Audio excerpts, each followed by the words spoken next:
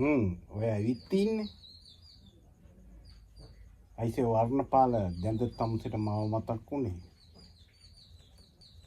මෙහානෝ.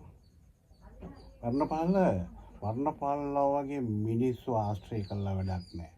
ඒක තේරුම් ගන්නවා. මොකද හේතුව බලන්න. ලොකු නැන්දට මොකද වුනේ? ලොකු නැන්දට heart attack. පොඩි නැන්දට blood sugar.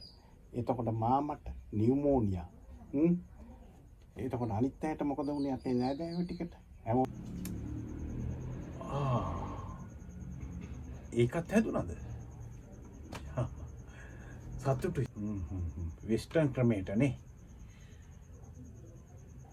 බොහොම සතුටුයි. ඒකටවත් ආවද?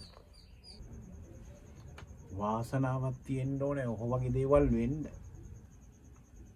ඇත්තම කියනවා නම් මට එදා හොඳටම උණ ගැනුණා.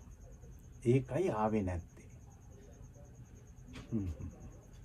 මොකද උනේ අපේ නෑදෑයෝ ටිකට?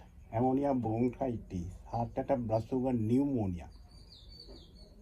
තමුසේ ඒකටවත් ආවද? අඩු තරමින් ආච්චි මල ගෙදර ආවද? අයිසේ තමුසේලා වගේ ආශ්‍රය කළා වැඩක් නෑ අයිසේ. යනවා යන්න. මොකක්? නෑ. අනිවාර්යෙන්ම බලන්නකෝ. ඔයාගේ මල ගෙදරට නම් මං අනිවාර්යෙන් එනවා.